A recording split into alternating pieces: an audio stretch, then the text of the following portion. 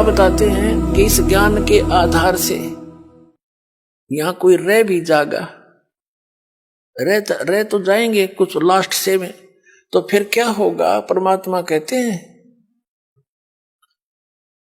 अभी जैसे इस भक्ति युग के दौरान और कोई नाम टूट गया किसी कारण से, उसने गलती कर दी।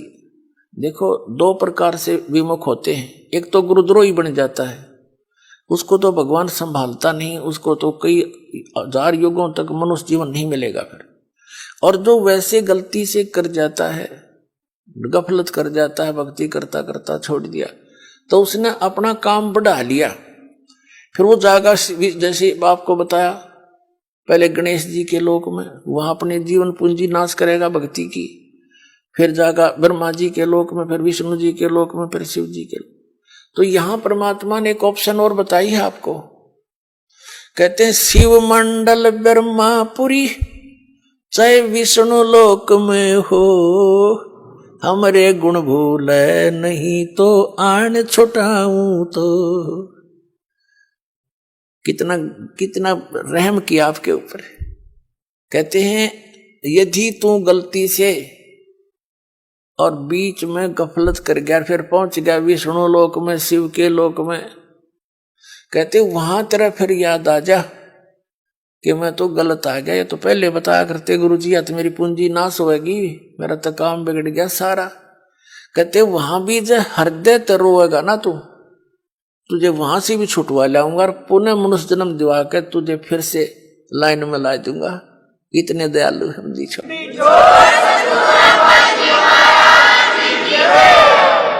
शिव मंडल ब्रह्मापुरी चाहे विष्णु लोक में हो, और हमरे गुण भूले नहीं। ये गुण है भगवान के, ऐसा दयालु है, ये कर्म करने चाहिए, इनकी पूंजी हमने यहाँ नहीं प्रयोग करनी है, ये तो हमारे साथ धोखा हो रहा है। कहते ये गुण याद रह गए वहां भी।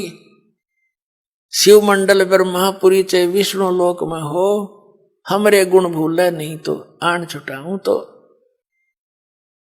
और फिर क्या होगा? जैसे लास्ट में जो रह जाएंगे,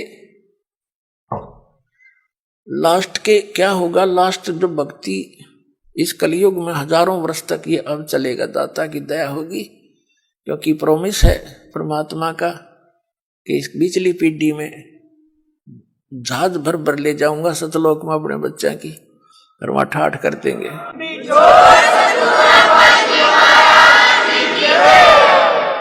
और पिछले लास्ट वाले फिर धीरे धीरे धीरे धीरे भक्ति कम होती चली जाएगी, गफलत में आते चले जाएंगे, सुख घना होगा, क्योंकि यहां पर सतयुग जैसा माहौल एक बार फिर बनेगा। और यो सुख भी इस जीव का दुश्मन है। कबीर साहब कहते हैं कि सुख के माथे पत्थर पड़ो, जिसते नाम हृदय ते जावे, और बलिहारी व दुख के जो पल पल नाम रटावे। कबीर साहब कहते हैं, हमें उदाहरण देते हैं कि इस यहाँ के नकली सुख में अंधे ना होना।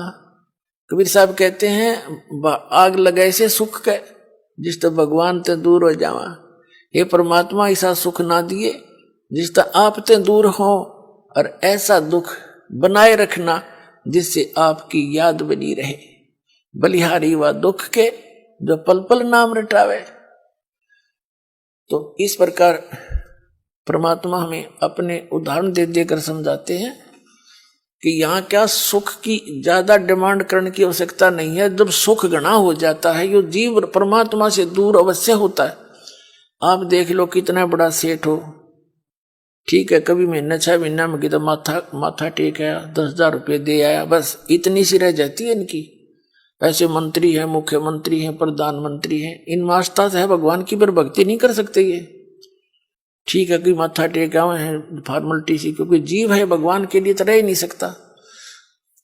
तो वो भगवान अगर इस मार्ग पर उनको लगाना चाहो, आज नेड़े भी ना हो, उन्हें तो बकवाद चाहिए, अच्छी बढ़िया बढ़िया कोठी, लंबी कार, सामने घूटी छुट्टी, कल्बा में बकवाद करनी, तो ये छोड़नी पड़े, तो वो छोड़ नहीं सकेंगे।